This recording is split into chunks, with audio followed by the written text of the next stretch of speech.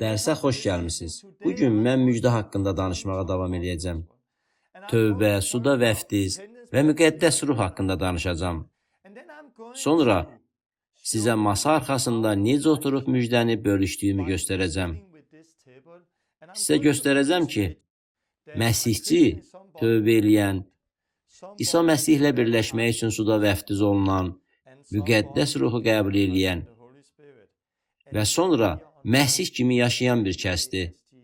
İsa'da olan eyni müqəddəs ruh onda da yaşayır. O gedib xəstələrə şəfa verir və cinləri qovur. Bu dərs sizin üçün xeyirli olacaq. Sonuncu dərsdən olan bəzi suallarınıza da cavab verəcəyəm. Xeyir dualı olun.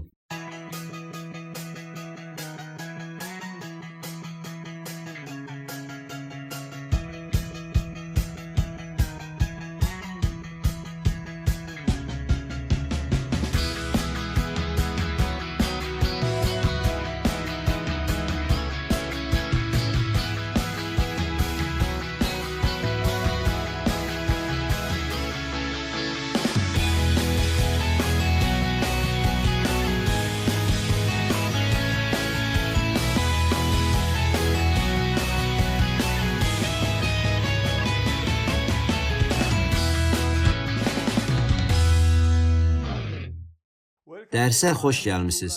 Bu dərsi səbirsizliklə gözləyirdim. Keçən dəfə tövbə, suda vəftiz və müqəddəs ruhu qəbul eləmək barədə danışdıq. İndi isə qaldığımız yerdən davam edəcəm. Keçən həftə olan dərsə aid aldığım məktublara cavab verməklə başlayacağam. Dərslərə aid çoxlu rəylər və suallar aldım.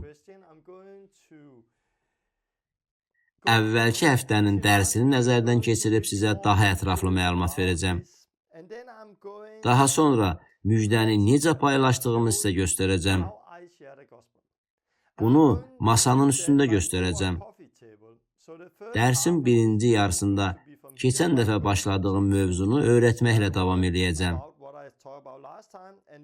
Dərsin ikinci yarısında isə mən bu masa arxasında oturub sizə müjdəni necə paylaşdığımı göstərəcəm.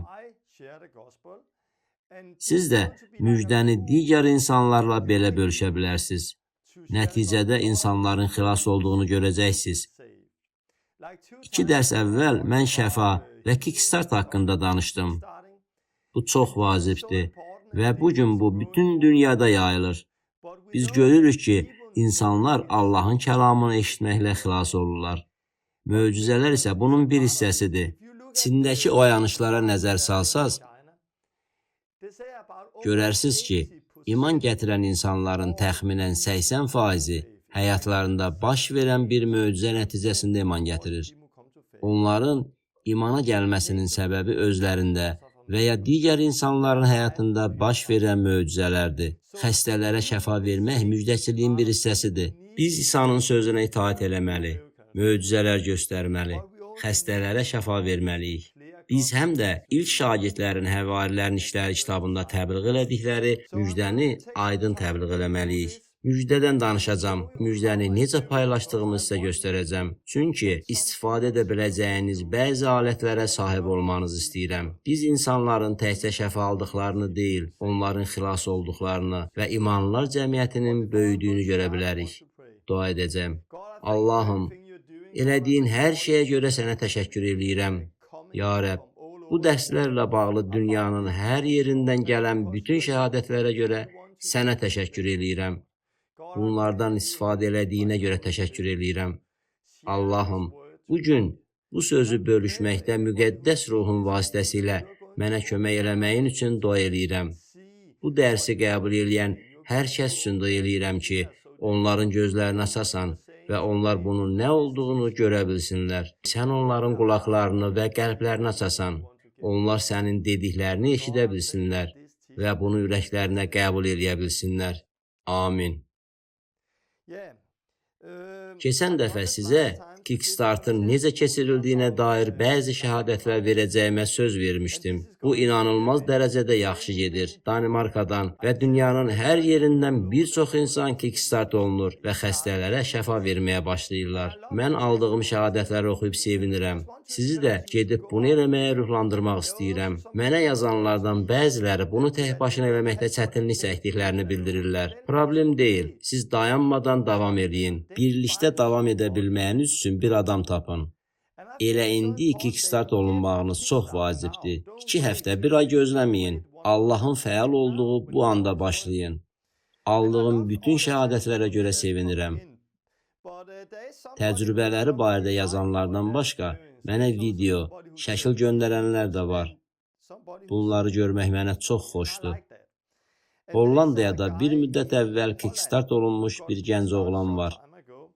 O xəstələrə şəfa verməyə və inanılmaz işlər görməyə başladı. Mən bu şəhadəti bölüşmək istəyirəm.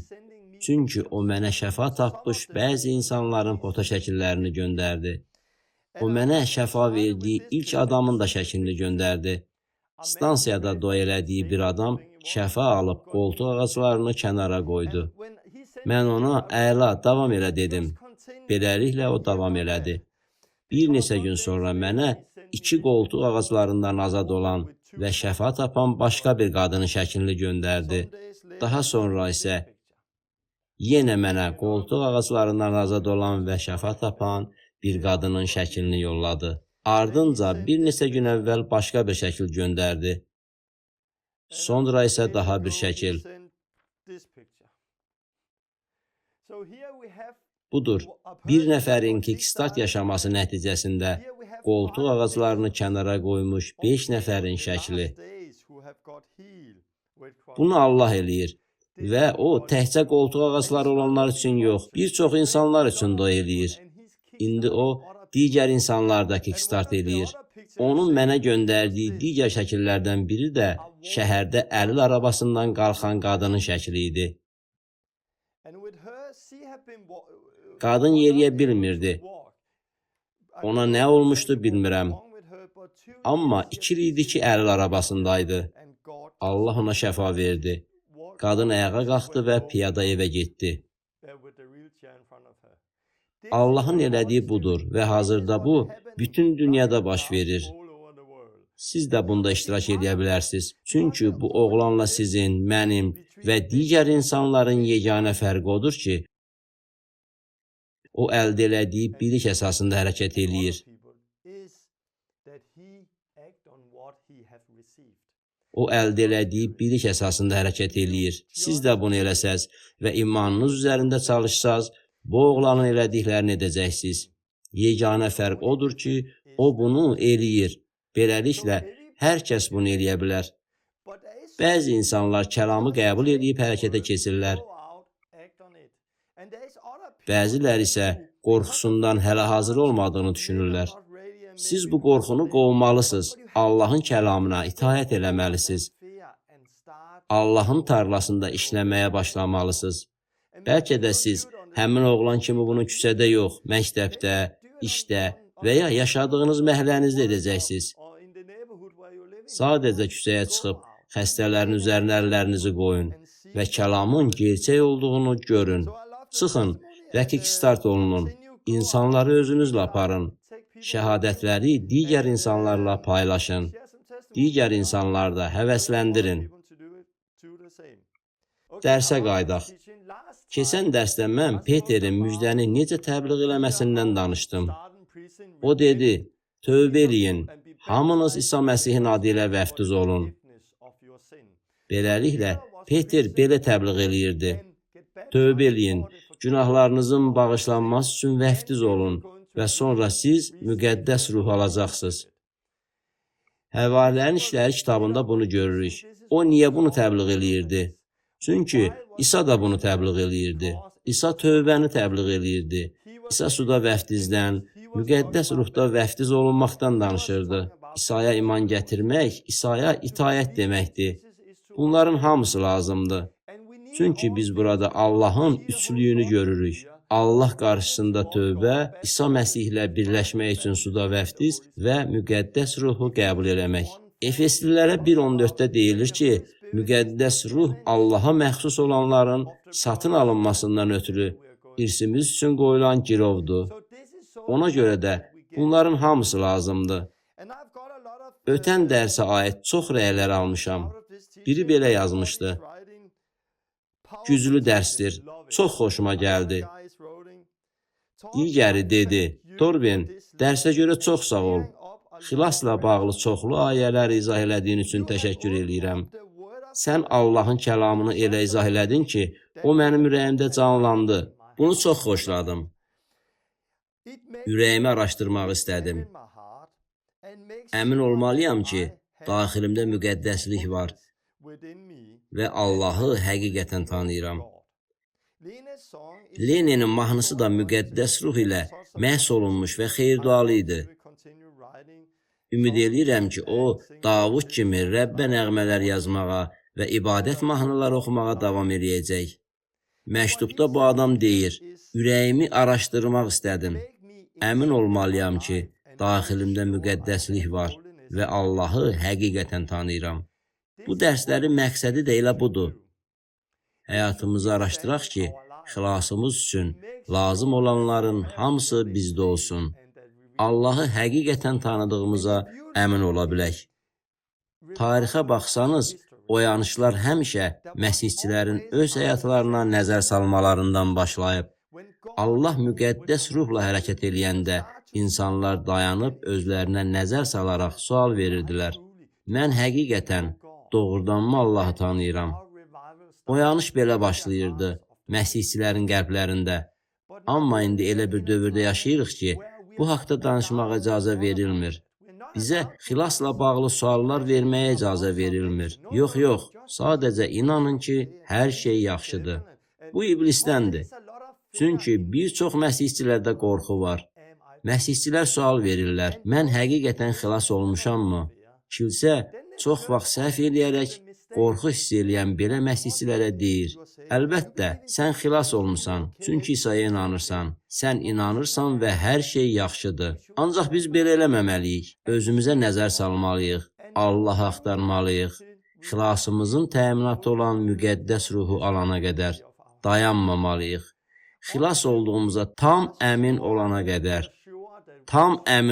qədər dayanmamalıyıq. Bu adam məhz bunu yazdı. Dərsin də məqsədi elə budur. Eyni şey mənə də aiddir. Mən kəlamı oxuyanda həmişə özümü yoxlayıram. Mən həqiqətən Məsihdəyəmmi? Əgər Məsihdə deyiləmsə, bir gün Allahın qarşısında cavab verəcəm və axırı yaxşı olmayacaq. Mən özümü yoxlayıb sual verirəm. Mən həqiqətən Məsihdəyəmmi? Beləliklə, mənə yazdıqlarınız üçün təşəkkür edirəm. Başqa bir nəfər belə yazır. Əziz Torben, yaxşı dərsdir. Tövbə, vəftiz və müqəddəs ruhu qəbul eləmək. Bu həyatı təmizləyir. Razıyam. Bunu öz həyatımda görürəm. Çünki Allah mənim həyatımı günahdan təmizləyir. İman və tövbə bir başlanğıcdır. Deyirsən, müqəddəs ruh gələndə əlamət olur. Mən isə həyatımda bunu görmürəm. Sonra o soruşur. Deyirsən ki, müqəddəs ruh gələndə həmişə dillərdə danışmaq olur. Buna 100% əminsənmi? Müqəddəs ruhla vəftiz olunmuş adamlarda əlamət olmaya bilərmi? Ola bilər ki, Allah dillər əlamətini yalnız istədiyi şəxslərə verir. Onun sualı belədir. O məndən soruşur ki, təcrübəmdə müqəddəs ruhla vəftiz olunmuş hər bir insan dillərdə danışırmı? İlk olaraq bunu demək istəyirəm ki, mənim təcrübəmin nə olduğu önəmli deyil, vacib olan kəlamın nə dediyidir. Bizim problemimiz odur ki, çox vaxt ilahiyyəti təcrübələrimizin üzərində qururuq. Əslində isə təcrübələrimizi Allahın kəlamına uyğun eləməliyik. Həqiqət bizim təcrübəmiz deyil, həqiqət Allahın kəlamıdır. Təcrübələrimizi Allahın kəlamına uyğun eləməliyik. Şəfa mövzusuna gəldikdə də eyni şeyi görürük. Bugün kilsədəki təlimin əksəriyyəti uğursuz təcrübələrimiz əsaslanır. İnsanların şəfa almadığını görürük və bu təcrübəyə əsaslanırıq. Şəfanın niyə baş vermədiyini izah eləmək üçün biz ilahiyyat qururuq. Eyni şey müqəddəs ruhla vəftizə də aiddir. Bəzi kilsələr deyirlər ki, müqəddəs ruhla vəftizin əlaməti olan dillər hamı üçündür. Digər kilsələr öyrədirlər ki, dillərdə danışmaq yalnız bir neçə adam üçündür. Bu ənam yalnız seçilmişlərə verilir. Bəzi kilsələr isə öyrədirlər ki, dillərdə danışmaq artıq yoxdur. Bugün buna rast gələ bilməzsiniz. Hər bir kilsənin təcrübəsi fərqlidir. Kilsədən kilsəyə, cəmiyyətdən cəmiyyətə fərqlənir. Beləliklə, ilahiyyatımızı təcrübə üzərində qursaq, qarma-qarışıqlıq yaranacaq. Çünki fərqli təcrübələrin hamısı həqiqət ola bilməz. Əgər kilsədə insanlar dillərdə danışmırlarsa və kəlamın dediyi budursa, bəs dillərdə danışan insanlar necə olsun? Əgər onlar dillərdə danışmırlarsa, bəs onda nə eləyirlər? Bəs hər kəsin dillərdə danışdığı kilsə necə? Problem hardadır? Başa düşürsünüz? Sizə öz təcrübəmdən danışacağam. Amma əvvəlcə bir şey eləmək istəyirəm. Sual verirəm. Kəlam nə deyir? Çünki biz həmişə məhz kəlamdan başlamalıyıq. Öz təcrübəmizdən deyil, Allahın kəlamından başlamalıyıq. Həvarilərin işləri 2:38-də Peter deyir, tövbə eləyin, hamınız vəftiz olun və müqəddəs ruhu alın. Peterin sözü ilə hər kəs suda vəftiz olundu. Təxminən 3000 nəfər. Onların dillərdə danışmağa başladığı barədə yazılmayıb. Amma onlar Peterin sözü ilə hərəkət elədilər. Əminəm ki, onların hamısı dillərdə danışmağa başladılar. Amma siz bunu oxumursunuz. Çünki kəlamda bu yazılmayıb. Kəlamın başqa yerlərində isə müqəddəs ruhun necə gəldiyi barədə oxuya bilərsiniz. Bunun haqqında oxuduğunuz birinci yer Filipin Samariyada olduğu Həvarilərin İşləri kitabının 8-ci fəslindədir. Siz bu insanların tövbə elədiklərini, suda vəftiz olunduqlarını oxuyursunuz. Lakin onlar hələ müqəddəs ruhu almamışdılar. Sualım budur. Onlar müqəddəs ruhla vəftiz olunmadıqlarını nədən bildilər? Bunu həvarilər bilirdilər. Həvarilər onların müqəddəs ruhu qəbul eləmədiklərini bilib gəldilər və əllərini onların üzərinə qoydular. Onlar da müqəddəs ruhu aldılar. Həvarilər onların müqəddəs ruhu almadıqlarını nədən bildilər? Bəs sonra müqəddəs ruhu qəbul etdiklərini nədən bildilər? Nədən bildilər? Bəs Şimon? O müqəddəs ruhun həvarilərin əlləri ilə verildiyini gördü. Şimon bunu nədən gördü? Onların dillərdə danışdıqları, nə elədikləri barədə oxumuruq. Bir əlamət var idi. Bundan da onlar adamların müqəddəs ruhu aldıqlarını bilirdilər. Şimon onların müqəddəs ruhu aldıqlarını gördü. Mənə yazan adam məktubunda deyir. Bəli, ancaq müqəddəs ruh həyatımızı təmizləyir. Bu da əlamətdir. Amma bu əsas əlamət deyil. Çünki onlar burada əlaməti görürdülər. Əgər əlamət müqəddəs ruhun onların həyatlarında işləməsi və təmizləməsi idisə, Şimon müqəddəs ruhu qəbul elədikləri anda bunu görə bilməzdi.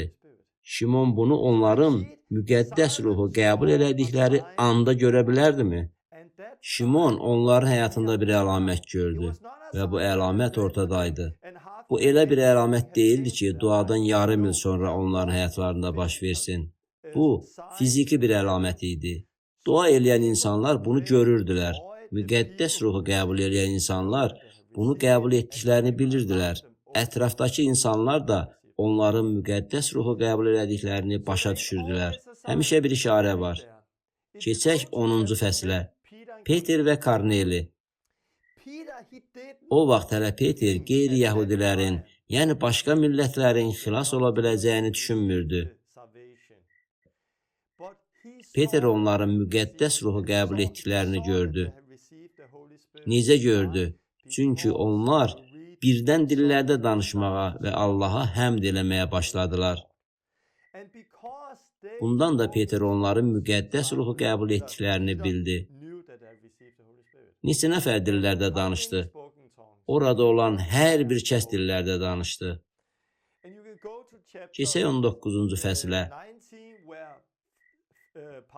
Paul Efesə gəlir. Orada bir neçə nəfər ilə görüşür və onlara sual verir. Müqəddəs ruhu aldınızmı? Cavabları yox idi. Onlar müqəddəs ruh haqqında eşitməmişdilər. Bəs bugün siz kimdənsə müqəddəs ruhu qəbul etdinizmi deyə soruşsanız, heç bir əlamət yoxdursa, onların müqəddəs ruhu aldığını nədən biləcəksiniz? Paul əllərini onların üzərinə qoydu və hamısı dillərdə danışıb peyğəmbərlik eləməyə başladı. Ortada bir əlamət var idi. Onlar dillərdə danışdılar, Allaha həmd elədilər və peyğəmbərlik elədilər. Başqa yerdə yazılıb ki, onlar dillərdə danışıb peyğəmbərlik etdilər. Bəzi yerlərdə dillərdə danışıb həmd elədilər. Onların yeganə ortaq cəhəti dillərdə danışmaları idi. Hesab edirəm ki, əsas əlamət dillərdə danışmaqdır. Bu, körpənin dünyaya gəlməsinə bənzəyir. Körpə doğulanda yeni bir dildə səs çıxarır. Körpə doğulanda yeni bir dildə səs çıxarır. Körpələrin yeni dillərdə səs çıxarması normal bir şeydir.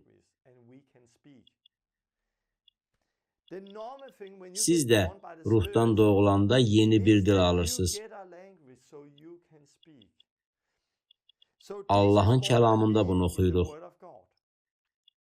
İndi isə sizə öz təcrübəmdən danışım. Mənim təcrübəm şəfa ilə başladı. Əvvəldə heç bir şəfa baş vermədi.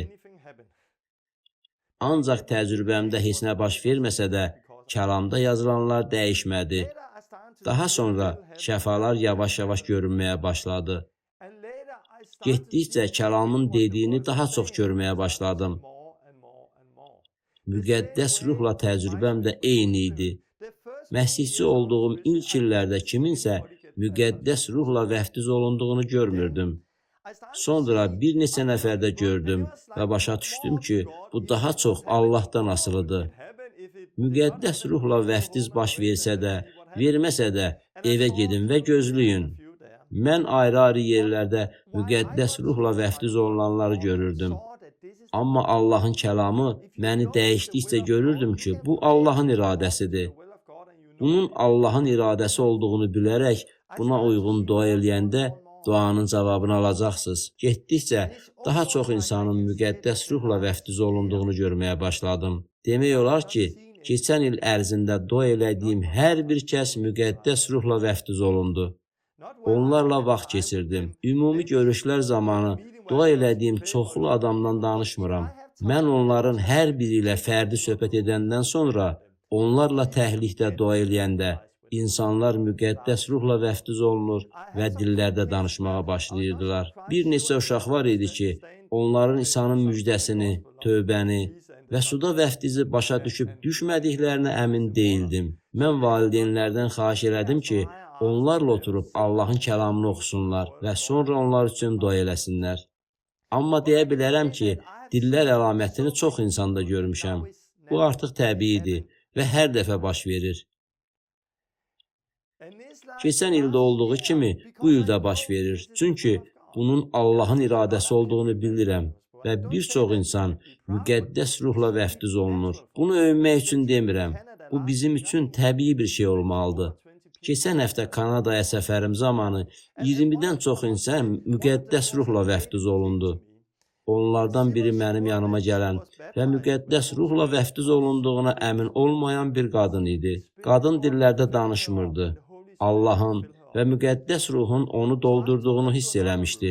Buna görə də onu başqa otağa apardım. Əri də oradaydı. Biraz söhbət elədik. Sonra mən onun üçün dua elədim və müqəddəs ruhun onun daxilində olduğunu hiss elədim. Müqəddəs ruh onu doldurdu. Lakin o dillərdə danışmadı. Yenə də mən kəlamın dediklərinə əsaslanaraq və təcrübəmdən bilirdim ki, onda müqəddəs ruh var. Sadəcə olaraq qadın öz adətini pozmalı və sözlərin ağzından çıxmasına imkan verməli idi. Mən ona dedim ki, indi dillərdə qışqırmağını istəyirəm. Çünki səndə olan dini eynəklərini qırmalısan. Onun həyatında çoxlu ənənə və qorxu var idi. Kilsənin adət-ənənələrindən azad olmalı idi. Mən onun azad olmasını və müqəddəs ruhun onun vasitəsilə axmasını istəyirdim. Çox vaxt mən bunu görürəm. Onunla söhbət elədim və uca səslə qışqırdı. Ah, İsa! Bu, dillərdə bir qışqırıq səsi idi. Bunu çox aydın gördük. Sonra qadın qışqırmağa başladı. Danışan onun özü idi. O müqəddəs ruh tərəfindən dillərdə danışmırdı. Bunu çox aydın şəkildə görə bilərdiniz. Bəs sonra nə baş verdi? Müqəddəs ruh onun daxilində o qədər güclü oldu ki, adət-ənənələri qıra bildi. Yerə yıxıldı və nədənsə azad olub dillərdə danışmağa başladı. Sonraki gün biz 8 nəfəri vəftiz elədik. Qadın suyun içində dayanıb dedi ki, mən bu gün vəftiz olunmaq istəyirəm. Çünki ərim və mən dünən bu kitabxana otağında Allahla görüşdük. Müqəddəs ruh gəldi və bizimlə görüşdü. İndi mən vəftiz olunmaq istəyirəm. Orada öz imanı ilə suda vəftiz olundu. Beləliklə, onun üçün orada dillərdə danışmaq təcrübəsi yox idi. Biz dayanıb bunun niyə baş vermədiyinə dair bir ilahiyyat qura bilərdik. Matta 17-də olduğu kimi, İsa'nın şagirdləri cini çıxara bilmədilər və İsa gəlib uşağı cindən xilas elədi. Bugün biz bunun niyə baş vermədiyinə dair bir çox ilahiyyat qururuq.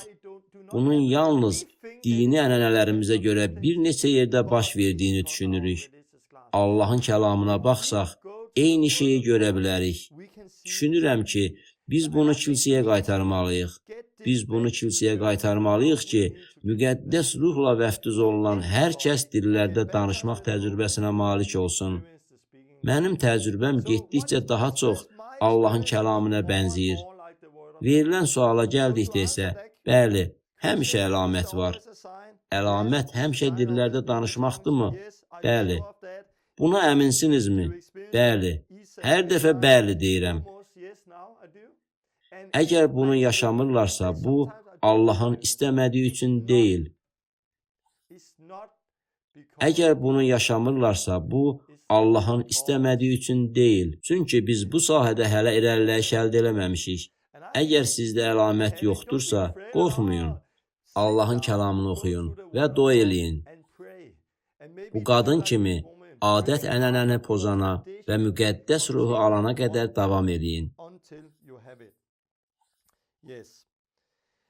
Mən demək istəyirəm ki, imanlılar cəmiyyətində biz insanları Allaha çatdırmaqda daha səmərəli olmalıyıq.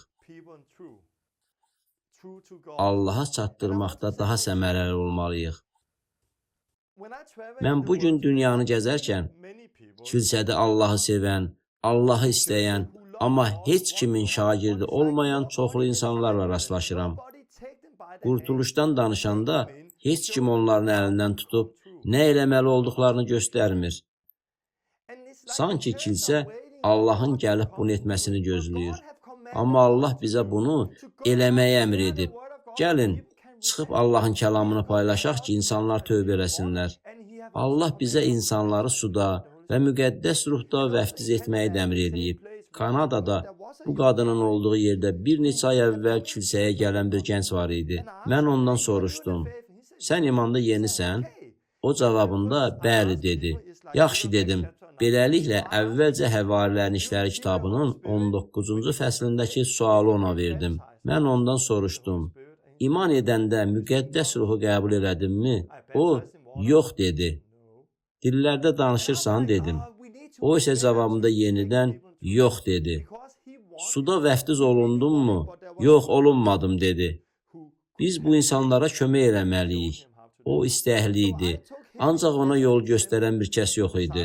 Buna görə də onu şagirdlərin elədiyi kimi götürüb bir otağa apardım. Onun üçün dua elədim və müqəddəs ruhda vəftiz olundu. Heç yaşamadığı şəkildə Allahı tanıdı. Bütün şübhələr bir anda yox oldu. O dillərdə danışaraq belə dedi.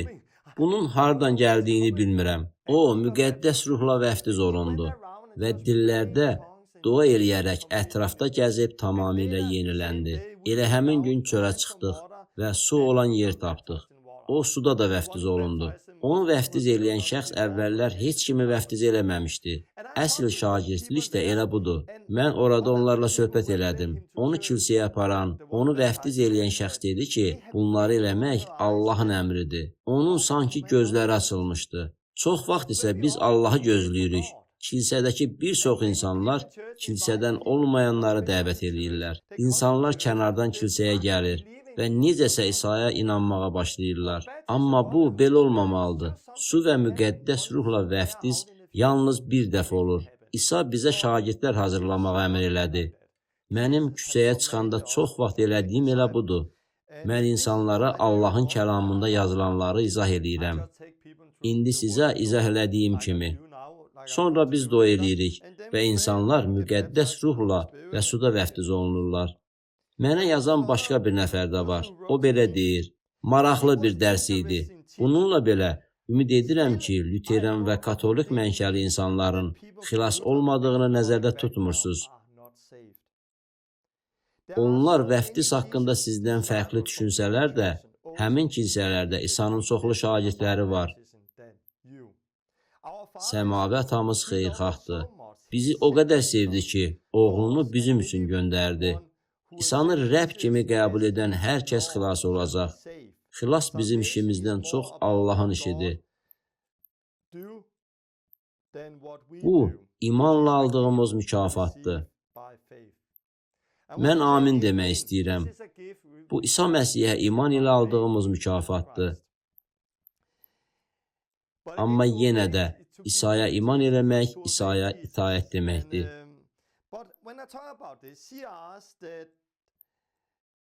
O, kilsədə vəftiz haqqında məndən fərqli düşünən bir çox şagirdin olduğunu dedi. Düzünü desəm, nə düşündüyümün əhəmiyyəti yoxdur. Nə düşündüyümün əhəmiyyəti yoxdur. Çünki bir gün onlar mənim qarşımda dayanıb cavab verməyəcəklər. Onlar Papanın qarşısında cavab verməyəcəklər. Lüterin qarşısında da cavab verməyəcəklər. Onlar İsa Məsihin qarşısında dayanıb cavab verəcəklər. Önəmli olan İsa'nın sözləridir. Bizim düşüncələrimiz və sözlərimiz önəmli deyil. İsa'nın sözləri önəmlidir. Bu adam deyir ki, Allah oğlunu göndərdi ki, İsa'ya Rəbb kimi iman edən hər kəs xilas olsun. Bu doğrudur. Romalılara onda da oxuduğumuz budur.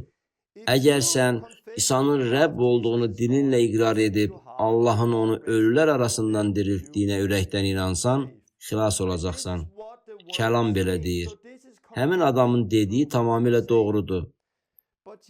Amma İsa başqa sözlərdə deyir. Nə üçün məni Ya Rəbb, Ya Rəbb deyə çağırırsınız, amma dediklərimə əməl etmirsiniz? Xilas İsa'ya inanmaq, onu Rəbb kimi qəbul eləməkdir. Onu Rəbb kimi qəbul eləmək, ona itaət eləmək deməkdir.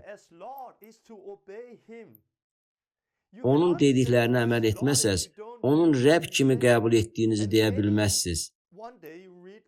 Matta 7-də bir çoxları deyəcək, Ya Rəbb, Ya Rəbb, biz sənin adınla bunları etmirdikmi? Bir gün çoxları onu Rəbb adlandıracaq. Ancaq isə onlara deyəcək, ey qanunsuzluq eləyənlər, mən sizi heç vaxt tanımamışam, məndən uzaq olun.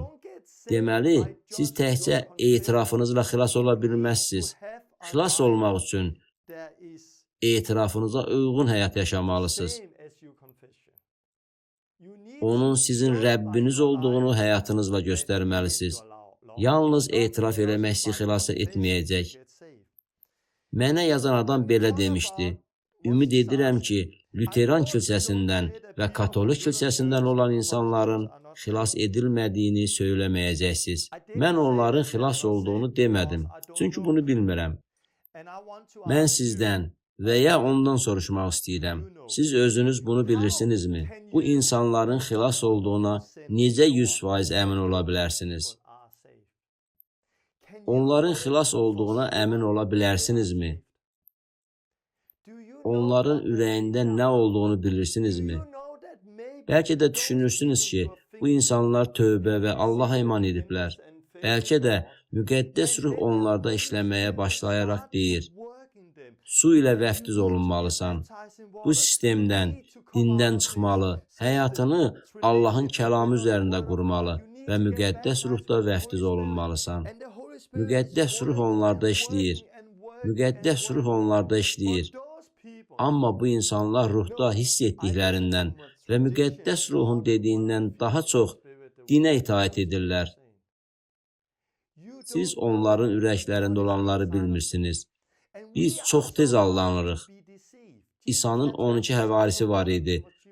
Onlardan biri Yəhuda idi. Yəhuda yalancı və oğru idi. İsa bunu bilsə də, digər 11 həvaridən heç birinin bundan xəbəri yox idi. Şagirdlər Yəhudanın imanlı olduğunu düşünürdülər. Əslində isə başqa cür idi. Mən insanların xilas olmadığını demirəm. Onların həyatlarında nə baş verdiyini bilmirəm. Mən İsa'nı sevən baptist, metodist, pentikos, lüteran, katolik mənşəli bir çox insanı tanıyıram. Bütün dünyanı gəzib bu insanlarla tanış olmuşam. Mühakimə eləməyəcəm. Siz də mühakimə etməməlisiniz. Mühakimə eləmək sadəcə olaraq sən cəhənnəmə gedirsən demək deyil. Mühakimə eləmək həm də sən cənnətə gedirsən deməkdir. Siz bunu necə bilə bilərsiniz? Bir kəsin cənnətə gedəcəyinə necə əmin ola bilərsiniz? Mühakimə etməyin sözlərini işləndə fikirləşirik ki, o cəhənnəmə gedir deməyə haqqımız yoxdur. Biz İsa'nın nə dediyini bilirik. Ola bilsin ki, Allah bunu o insanlara hələ açıqlamayıb. Allahın açıqlamasından əvvəl onlar ölərlərsə, hər şey yaxşı olacaq. Amma mən Allahın onların ürəklərində nəyi aşkar etdiyini və müqəddəs ruhun onları nəyə çağırdığını bilmirəm. Ola bilsin ki, bugünkü dərs bu sözləri mənə yazan adama aiddir. Çünki Allah bu dərsi həmin insanlara aid etməyimi istəyir. Bəlkə bu dərs vasitəsilə Allah onların qəlbinə toxunmaq istəyir. Əslində biz tam olaraq nəyin baş verdiyini bilmirik. Biz sadəcə kəlamın nə dediyini bilirik. Bugün problem bizim dindarlığımız və ənənələrdir. Biz bunu dindarlıq eynəyi də adlandıra bilərik. Mənim təzə eynəyim var. Kanadada olanda eynəyim olmadığı üçün biri mənə bu eynəyi gətirdi. Müqəddəs kitab məktəbində məndən soruşdular. Eynəyin hardadır? Dedim, eynəyim yoxdur. Bu eynəyi mənə verdilər. Əgər mən lüteran kilsəsindənəmsə və ya katolik mənşəliyəmsə, müqəddəs ruhla dillərdə danışmağa dair problemim olardı. Məsələ bundan ibarətdir. Biz elə bir yerə gəlib çatmalıyıq ki, orada müqəddəs ruhu qəbul edə və dillərdə danışa bilək. Baptist olsaydım, dillərdə danışmaqla problemim olardı. Əgər Pentikos cəmiyyətindən olsaydım, dillərdə danışmaq təbii olardı. Amma onlara desəm ki, xilas olmaq üçün suda vəftiz lazımdır, onlar deyərlər, xeyr, suda vəftiz olunmaq sadəcə əlamətdir, lazım deyil. Ancaq baptistlərlə danışırsınızsa, bəli, suda vəftiz lazımdır və əlbəttə ki, lüteran insanlar üçün bu lazımdır. Bugün vəziyyət belədir. Çox müxtəlif dini qutular var. Buna görə də mən bir pentikos və müqəddəs ruhla vəftiz edilmiş biri kimi xilas olmaq üçün su ilə vəftiz olunmağın zəruri olduğunu və vəftizdə xilasın olduğunu söyləsəm, pentikoslardan olan bir çoxları mənə belə deyər. Sən nə deyirsən? Amma Danimarkadakı lüteran kilsəsinə gedib, onların internet saytına girib, su vəftizi ilə bağlı sual versəniz, hamı deyər ki, bəli, lazımdır. Vəftiz və iman birlikdə insanı xilas edir. Başa düşürsünüz? Deməli, bizim bugünkü problemimiz bəzilərinin müqəddəs ruhla vəftiz olunmaması problemidir. Başqa insanların isə müqəddəs ruhla vəftiz olunmaq ilə bağlı problemləri yoxdur. Onların da suda vəftiz ilə problemləri var. Mən Həvarilərin İşləri kitabına baxanda görürəm ki, Katolik kilsəsi tərəfindən dəyişikliklər edilməzdən əvvəl çox şey fərqli idi. Həmçinin bununla bağlı da çox şey dəyişdi. Həvarilərin İşləri kitabında Peter deyir ki, xilas olmaq üçün tövbə ilə başlamalı və tövbədə davam etməlisiniz. Xilas olmaq üçün tövbə ilə başlamalı və tövbədə davam etməlisiniz. Sona qədər tab gətirən xilas olacaq. Məsihə imanda davam eləmək və sona qədər tab gətirmək üçün nəinki tövbə eləməlisiniz, həm də su və müqəddəs ruhla vəftiz olunmalısınız. Bunu Həvarilərin İşləri kitabının yazıldığı dövrdə desəydim, heç kimin etirazı olmazdı.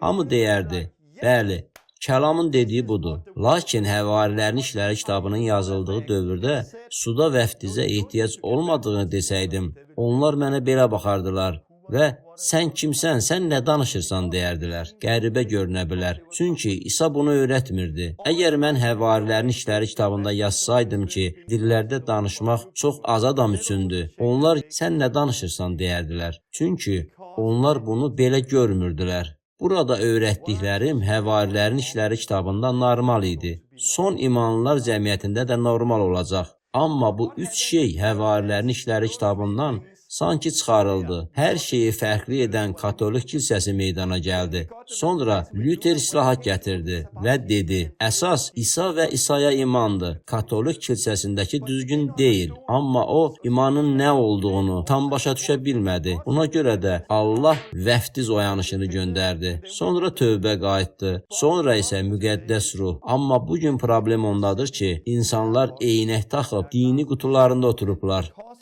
Buna görə də bugün çoxları İsa'nın və Peterin 50-ci gün bayramında etdiklərini öyrətməkdə çətinlik çəkirlər.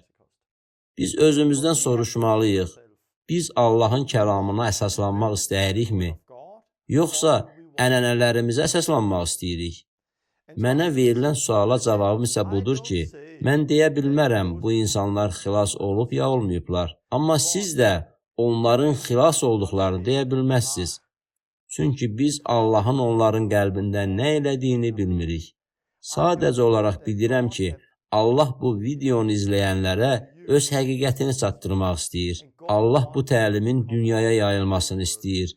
Allah öz xalqını çağırır. Axır zamanlarda bir çox insanlar aldanıblar. Amma biz çox vaxt bizdən kənarda olan başqalarının aldadıldığını düşünürük. Çünki kiçik qutumuzda ətrafımızdakı hər kəs eyni düşünür. Başqa qutunun içində olub, digər qutuda olanlara baxsanız, onların başa düşmədiyini görərsiniz. Bu qutuda olsanız isə, digərlərinin aldandığını düşünəcəksiniz. Adət-ənənə ilə böyüyənlər həqiqəti bir cür başa düşürlər. Sualı verən qadın kimi mənim də belə bir problemim var idi. Düzünü desəm, hələ də dəyişirəm. Çünki tanıdığım çox adamlar, adət-ənənələr, keçmişim mənə təsir göstərir. Mən bir yerdə tövbə elədim, başqa yerdə vəftiz olundum. Təlimi kəlamda oxuduğum kimi qəbul etməmişəm. Müxtəlif sahələrdə hələ də dəyişməliyəm.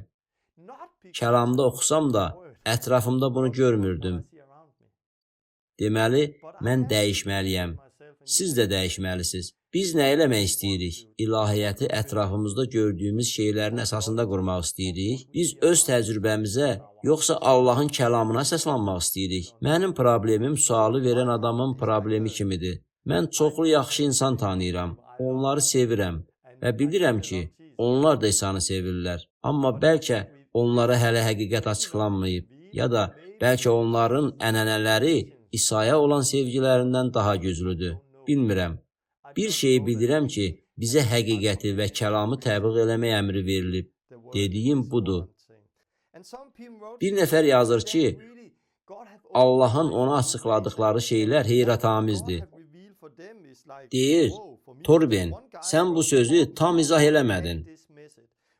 Sonra o, Matta 28-ci fəsildən yazır. Burada İsa bizə çıxıb insanları ata, oğul və müqəddəs ruhun adı ilə vəftiz etməyə əmr edir. Baş verənlər də elə budur. Gedin, insanları vəftiz eləyin. Ata qarşısında tövbə, oğulla birləşmək üçün suda vəftiz və müqəddəs ruhu qəbul edərək ruhda vəftiz. İsa'nın bizə əmr elədiyi budur. İsa orada vəftiz sözündən istifadə elədi. İsa bizə gedib şagird hazırlamağı və insanları ata, oğul və müqəddəs ruhla birləşdirməyə əmr elədi. Həqiqətdən böyük heç nə yoxdur. Bu dərs üçün təşəkkür eləyirəm. Dərs məni adət-ənənələrdən, dindən və kiminsə əvvəllər mənə öyrətdiklərindən azad elədi. Növbəti dərsi səbirsizliklə gözləyirəm. Başqa biri mənə yazıb, Allah səni qorusun Torben. Bu güclü izah idi. Məni vəftiz edəcək birini tapacam. Məni kimin vəftiz etməsinin fərqi varmı? Yox, fərq eləməz. O davam edir. Mən həmçinin 1-ci Yəhyə 5-də Allahdan doğulmaqla dünyaya qalib gəlmək haqqındakı bu gözəl mətni xatırlayıram. Yer üzündə şahidlik edən 3 şey var. Ruh, su və qan. Bunların üçü birdir. İndi hər şey daha aydın olur. Qan, xilas olmaq üçün Allah qarşısında tövbə eləməkdir. Qan, Allah qarşısında tövbə eləməkdir. Su, suda vəftiz.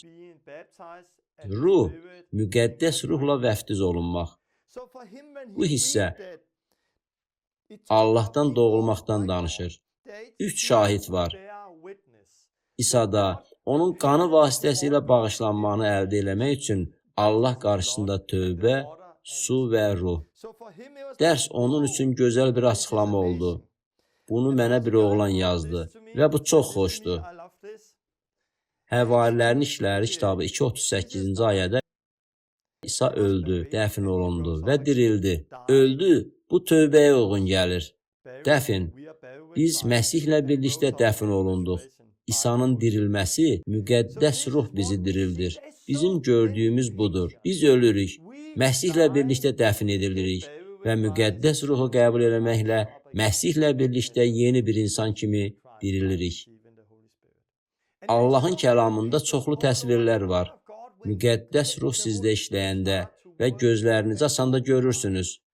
Qalatiyalılara məktuba əsaslanan insanlar deyirlər: Hey, biz qanunun altında deyilik, biz lütf altındayıq. Əsas qanun deyil, İsa Məsihə imandır. Qalatiyalılara məktub bunu deyir. İnsanlar mənə deyirlər ki, bizim vəftiz olunmağa ehtiyacımız yoxdur. Çünki bu əməldir. Biz əməllərlə deyil, imanla xilas oluruq.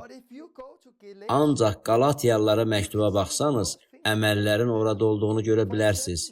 Məsələn, 3:2-də deyilir: Sizdən yalnız bunu öyrənmək istəyirəm. Ruhu qanuna əməl etməklə, yoxsa eşitdiyinizə iman etməklə aldınız? Beləliklə, Paul sizdən müqəddəs ruhu qanun, yoxsa iman vasitəsilə aldığınızı soruşur. O, xilas haqqında danışarkən müqəddəs ruhdan istifadə edir.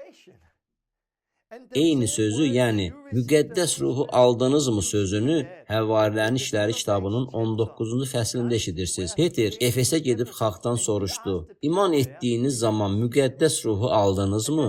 Yox dedilər və o onlar üçün dua elədi. Onlar dillərdə danışmağa və peyğəmbərlik eləməyə başladılar. Onun burada dediyi əməl müqəddəs ruhu qəbul eləməkdir. Çünki bu normaldır. Beləliklə, hər dəfə İlk kilsədə məsihçilərə məktub yazanda onlar tövbə eləmiş, suda və müqəddəs ruhda vəftiz edilmiş məsihçilərə yazırdılar. Qalatiyalılara 3:26-da oxuyuruq.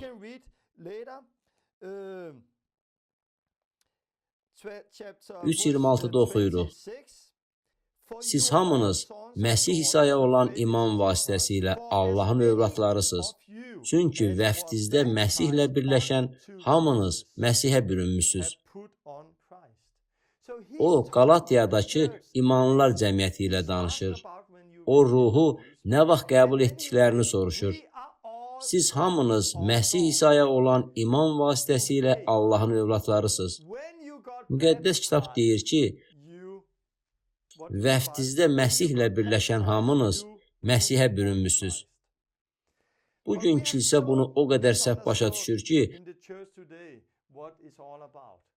nəticədə bir çox insan Allahın bütövlüyündə yaşamır.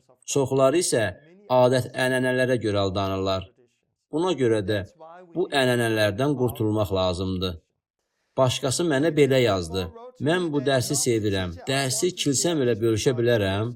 Bu təlimi istədiyiniz hər kəslə paylaşmağa icazə verilir. Mən bu dərsi veb-sayta yerləşdirməzdən əvvəl biraz gözləyirəm.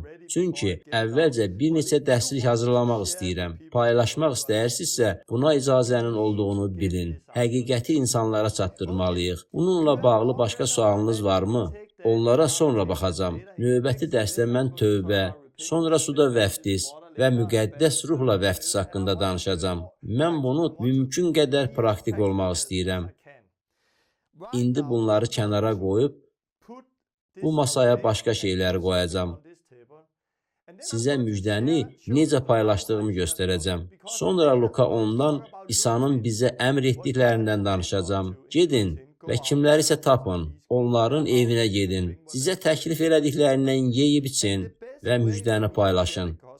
Mənim üçün müjdəni paylaşmağın ən yaxşı yolu masadır. Mən masada oturub, masanın üstündəki əşyalarla müjdəni göstərirəm. Hesab eləyirəm ki, bu çox vacibdir. Çünki biz həqiqətən insanların xilas olmasını istəyiriksə, sadəcə 5 dəqiqəlik xəbəri paylaşmaq və onlara dua eləmək kifayət deyil. Onlara bunun nə ilə bağlı olduğunu göstərməlisiniz. Odur ki, küçədə insanlarla rastlaşanda çox vaxt onları kafeyə dəvət edirəm. Beləliklə, müjdəni onlarla rahat bölüşə bilərəm. İndi bunu sizə də göstərəcəm. Adamlar da bunu görüb anlayarlar, tövbə edirlər. Onları su ilə vəftiz edirəm və ya əllərimi onların üzərinə qoyuram. Onlar müqəddəs ruhu qəbul edib su ilə vəftiz olurlar. Bu təsirlidir, çünki Allahın kəlamı həqiqətdir. İndi mən sizə masa hazırlayıb göstərəcəm. Müjdəni necə paylaşdığımı sizinlə bölüşəcəyəm. Sizinlə yaxşı fikirlər bölüşüb, bunu niyə etdiyimi izah edəcəyəm. Biz insanlara Məsihdə bütövlüyə gəlmələrinə kömək etməkdə daha səmərəli olmalıyıq. Kilsədə insanların hadisələri öz axını ilə getməsinə icazə verdiklərini görmüşəm. Onlar düşünürlər ki, əgər Allah insanları müqəddəs ruhla vəftiz etmək istəyirsə, bir gün bu baş verəcək. Əslində isə bu belə olmamalıdır. Biz gedib adamları vəftiz eləməliyik. Biz onları tövbə etdirməliyik. Su ilə vəftiz olunana və müqəddəs ruhu qəbul edənə qədər onlara kömək etməliyik. Amma çox vaxt biz hadisələrə öz axını ilə getməsinə icazə veririk. Hər şeyin Allahdan asılı olduğunu düşünürük. Əslində isə bu bizdən asılıdır. Allah bizə bunu etməyə əmr etdi. Mən çox vaxt müjdəni bölüşəndə məsihçi olmayanlar üçün bu nümunədən istifadə edirəm. Mən bu nümunəni bir çox insanla bölüşmək üçün istifadə edirəm. Təsəvvür edin ki, siz və mən şahmat oynayırıq. Mən bir hərəkət edirəm. Sonra sizin növbənizdir. Sonra mənim növbəm. Sizin növbəniz. Mənim növbəm. Dalbadal 2 dəfə hərəkət edə bilərəmmi? Dalbadal 2 dəfə hərəkət edə bilərəmmi? Xeyr. Bəs əgər 2 hərəkəti dalbadal etməyi lap çox istəyirəmsə, dalbadal 2 dəfə hərəkət edə bilərəmmi? Xeyr. Xeyr, buna icazə yoxdur. Çünki şahmatda siz növbənizin çatmasını gözləməlisiniz. Mən nə qədər çox hərəkətə keçmək istəsəm də, növbəmi gözləməliyəm. Növbəniz uzun çəksə də, mən öz növbəm üçün gözləməliyəm. Bu məsələ təkcə şahmat üçün yox, digər oyunlar üçün də, real həyat üçün də keçərlidir. Həyat üçün də keçərlidir. Biz günah etdik və Allah öz oğlu İsa'nı günahlarımıza görə ölmək üçün göndərdi. Allah xilas üçün hər şey elədi. İndi isə qalanı sizdən və bizdən asılıdır. Allah hər şeyi artıq elədi və indi növbə bizimdir. Allah sizi gözləyir. İnsanların hərəkətə keçməsini gözləyir. Problem ondadır ki, insanlar da Allahı gözləyirlər. Allah varsa, mənim yanıma gəlməlidir. Əgər Allah varsa, bunu göstərməlidir. Belə deyənlərə çox rastlaşmışam. Hamısına dedim ki, Allah realdır, lakin o, öz tərəfindən eləməli olduğu hər şeyi artıq edib. İndi addımı siz atmalısınız. Siz günah etdiniz. Allah İsa'nı günahlarınız üçün ölməyə göndərdi. Sizə və bütün dünyadakı insanlara tövbə etməyə əmr etdi. Allah qarşısında tövbə etdiyiniz zaman o sizi dərhal xilas edəcək. Allah sizi gözlədiyi üçün bunu dərhal edəcək. Hərəkət etməyinizi istəyir ki, sizi bağışlasın. Hərəkət etdiyiniz anda o sizi dərhal bağışlayacaq. Vəftiz olunduğunuz an Allah sizi günahdan azad edəcək. Əl qoyma ilə dua ediləndə müqəddəs ruhu dərhal alacaqsınız. Biz bunu eləməliyik. Halbuki biz kilsədə oturub Allahı gözləyirik və Allahdan bunu etməsini diləyirik. Məsihçi olmayanların çoxu da belədir. Küçədəki insanları çox vaxt McDonald's-a, çayxanaya, kafeyə dəvət edirəm. Bir yerdə oturub onlarla müjdə paylaşa biləcəyim bir yerə dəvət edirəm. Mən belə edirəm.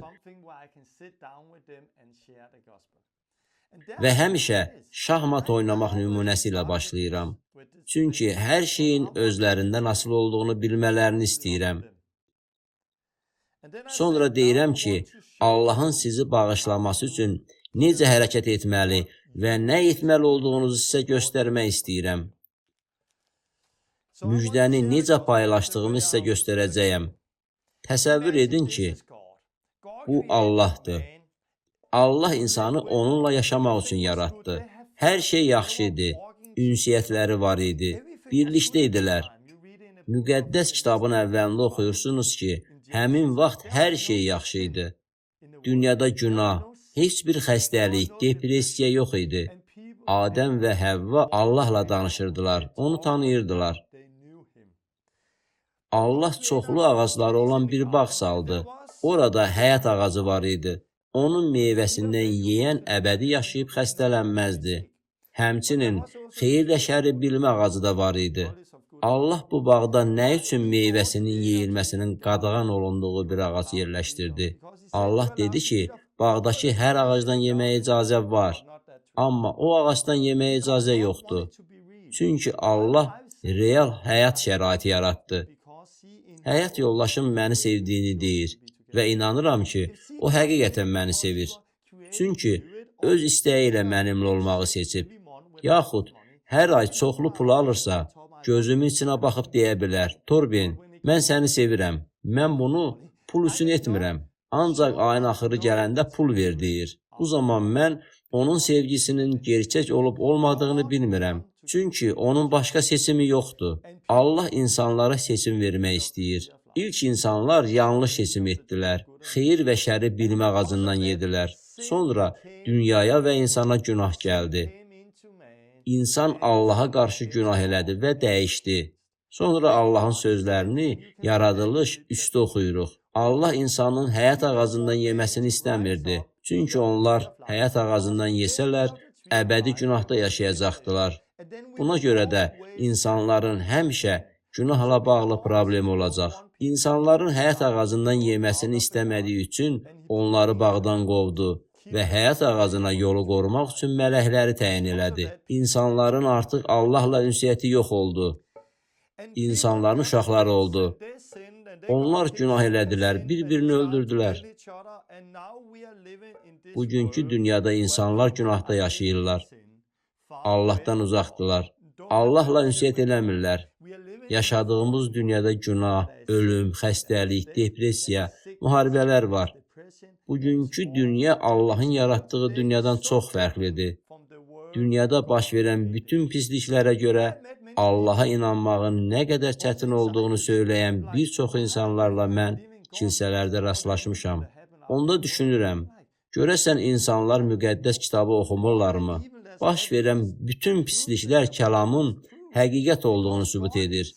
Çünki Allah deyir ki, biz günahkar dünyada yaşayırıq. Biz ölmək üçün yaradılmamışıq. Allah insanları ölmək üçün yaratmayıb. Ölüm dünyaya günah vasitəsilə gəldi. Günah etsəniz öləcəksiniz. Çünki günahın əvəzi ölümdür. Günah edəndə öləcəksiniz. Ölmək istəmirik. Çünki daxilimizdə nə isə var. Biz ölmək üçün yaradılmamışıq. Biz belə bir dünyada yaşayırıq. Əvvəldə dediyim kimi, problem günahdır. Günahı problem hesab eləmirik. Çünki səhvən özümüzü bir-birimizlə müqayisə edirik. Biz günahlı dünyada yaşayırıq. Siz özünüzü bu insanla, o bir insanla müqayisə edirsiniz. Beləliklə özünüzü yaxşı hesab edirsiniz. Pis insan olduğunuzu düşünmürsünüz. Günahınızı görmürsünüz. Çünki özünüzü digər günahkarlarla müqayisə edirsiniz. Özünüzü Allahla, günahın hələ gəlmədiyi dünya ilə müqayisə eləsəz, nə qədər günah elədiyinizi görərsiniz. Günah bizim düşündüyümüzdən də pisdir. Müqəddəs kitab deyir ki, hər bir yalancı cəhənnəmə atılacaq. Amma adamlar deyirlər, yaxşı görək, yalan o qədər də qorxulu deyil. Çünki adamlar günahları müqayisə edirlər. Və daha pis günahlarla müqayisədə yalan o qədər də pis deyil. Amma başa düşməliyik ki, nə etdiyimizdən çox, kimə qarşı etdiyimiz daha vacibdir. Qızıma yalan desəm, heç nə edə bilməz. Çünki 8 yaşı var. Bəs yoldaşınıza yalan danışsanız onda necə? Bugün insanlar həyat yoldaşlarına yalan danışırlar və buna görə də dünyada boşanmalar baş verir. Müdirinizə yalan danışsanız nə baş verər? İşinizdən qovula bilərsiniz. Qızınıza yalan danışsanız heç nə olmaz. Yoldaşınıza yalan danışsanız boşana bilərsiniz. Müdirinizə yalan danışsanız işdən çıxarıla bilərsiniz. Məhkəmədə olanda hakimə yalan danışsanız həbs oluna bilərsiniz. Yalan danışdığınız insanın əlində olan səlahiyyəti nə qədər çoxdursa, hökmünüz də bir o qədər sərt olacaq. Qızıma yalan danışsam heç nə olmaz. Yoldaşıma yalan danışsam problem yaşaya bilərəm. Müdirimə yalan danışsam işdən qovula bilərəm. Məhkəmədə yalan danışsam həbs oluna bilərəm. Yəni, yalan danışdığımız tərəfin səlahiyyəti artdıqca cəzamız da artır.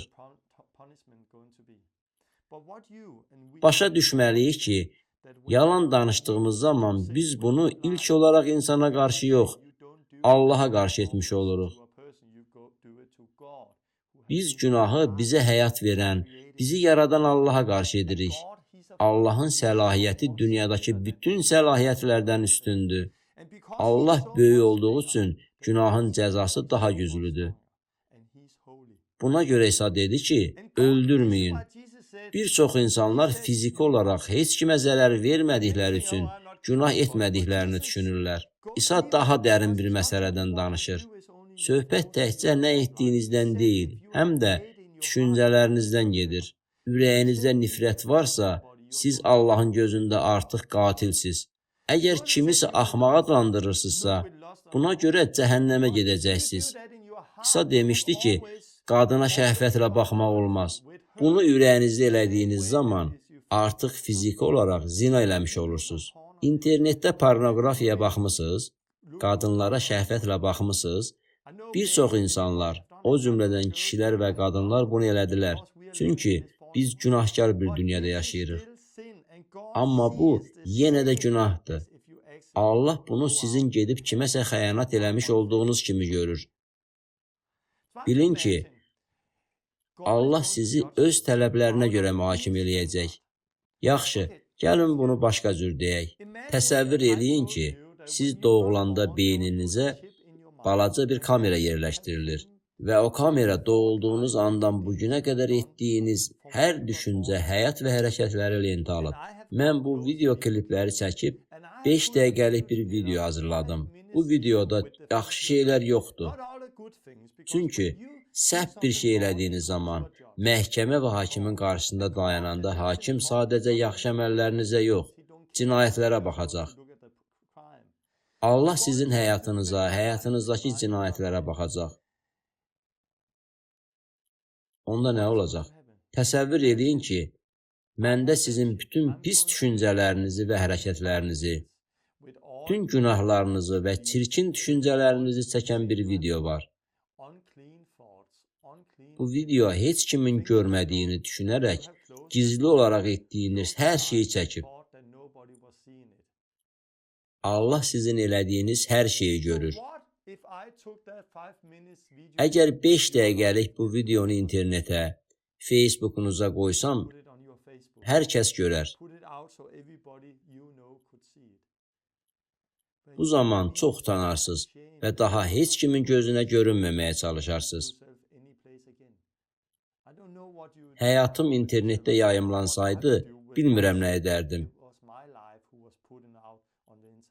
Hər kəs bizim sirlərimizi bilsəydi, hamımız utanardıq.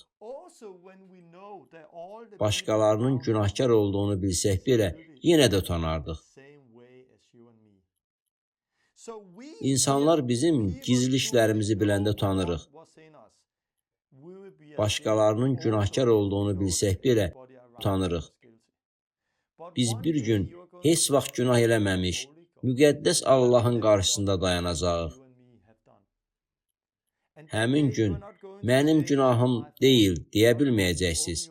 Başqalarını günahlandırmağa çalışmayacaqsınız. Ölü kimi üz üstə yıxılacaqsınız. Siz günahkar olduğunuzu biləcəksiniz. Allah insanları cəhənnəmə göndərəndə də yaxşı Allah olaraq qala bilər. Bəziləri Allah insanları cəhənnəmə göndərdiyi üçün onun pis olduğunu düşünürlər. Allah pis deyil. Problem insanlardadır. Biz günah eləmişik və Allahın tələblərindən o qədər uzaqlaşmışıq ki, artıq bunu aydın görmürük. Allahı düşünməyə vəzinə özümüzü bir-birimizlə müqayisə edirik. Amma Allah xeyirxah Allahdır. Xeyirxah bir hakim olduğu üçün cinayət edənləri cəzalandıracaq. Allah günahkarları cəzalandıracaq. Hamı günah eləyib. Əgər inkar etsəniz, Allahın yalancı olduğunu iddia edərsiniz. Dürüst olsanız, günah etdiyinizi etiraf edəcəksiniz. Deməli, problem bugün günahın dünyaya gəlməsidir. Allah istəsə bütün dünyanı, günah eləmiş hər kəsi cəhənnəmə ata bilər. Bunu eləsə belə, Allah yenə də xeyirxah Allahdır. Çünki problem sizin günah etməyinizdir. Allah bizi sevir. Ona görə də oğlu İsa Məsihi göndərdi. İsa Allahdan doğulub, Allahın oğludur. O Allahdır. Burada İsa günahsız bir həyat yaşadı. Oğurluq eləmədi, yalan danışmadı. Allahın əmrini yerinə yetirdi. Allahın ona əmr elədiyi hər şeyi etdi və heç vaxt günah eləmədi. Günah dünyaya gəlməmişdən, Adəmdən əvvəl İsa Allahla birlikdə idi. İsa mükəmməl bir həyat yaşadı. 30 yaşındaykən müqəddəs ruhla vəftiz olundu. O gündən başlayaraq İsa ətrafdakılara Allahın padşahlığının yaxın olduğunu söylədi. İsa müjdəni təbliğ etməyə, şeytanın buxovladığı hər xəstəyə və hər kəsə şəfa verməyə başladı. Çünki Allah onunla idi. İsa yer üzündə yaşadı və möcüzələr elədi. Sonra çarmıxda öldü. Amma İsa heç vaxt bizim kimi yalan danışmadı. Bizim kimi oğurluq eləmədi. İsa bizim kimi günah eləmədi. İsa dəfn olunandan sonra dirildi. İsa dirildi və şagirdlərinin yanına gəldi. Onlara padşahlıq haqqında danışdı və səmalara getdi. Müqəddəs ruhunu bura göndərdi. İsa bunları elədi. Biz İsa'ya inanmalıyıq. Müqəddəs kitabda deyilənləri eləməliyik. Günahlarımızdan tövbə eləməli, suda vəftiz olunmalı və müqəddəs ruhu almalıyıq. Bəs şagird kimdir? Bu, öz günahını dərk eləyən, Allaha qarşı günahını başa düşən və Allah qarşısında tövbə eləyib İsa'ya iman eləyən şəxsdir. Bunu eləyəndə Allah sizin daş ürəyinizi yeni ürəklə əvəz eləyəcək. Daxilinizə yeni bir həyat gələcək. Köhnə bədəninizi bastırmalısınız. Bədən ölüdür, ruh diridir. Ona görə də cəsədinizi bastırmalısınız. Bunu necə edirsiniz? Siz bunu suda vəftiz olunmaqla edirsiniz. Bu çox vacibdir. Tsunami və ya fəlakət nəticəsində çoxlu insanın öldüyü ölkələrdə ölüləri çox tez bastırırlar. Çünki ölən insan dəfn edilmədikdə cəsəd çürüməyə başlayır. Bu cəsəd xəstəlik yaradır və ətrafdakı həyatı məhv eləməyə başlayır. Buna görə də köhnə bədəni bastırmalısınız ki, daxilinizdəki həyatı öldürə biləsiniz. Bunu Məsihlə birlikdə ölməklə edirsiniz və yenidən dirilirsiniz. Sonra müqəddəs ruhu alırsınız. Bu, Məsihdəki eyni müqəddəs ruhdur. Məsih böyük, siz isə kiçik müqəddəs ruhu almırsınız. Eyni müqəddəs ruhu alırsınız. İndi siz yer üzündə Məsihin əvəzində yaşayırsınız. Siz günahdan azadsınız. Müqəddəs ruhla vəftiz olunmusunuz. Hər yerə gedib müjdəni təbliğ edirsiniz. İsa kimi xəstələrə şəfa verirsiniz. İnsanlar sizin İsa haqqında dediklərinizə inandıqda Allah qarşısında günahlarından tövbə edirlər. İsa Məsihlə birləşmək üçün vəftiz olunurlar.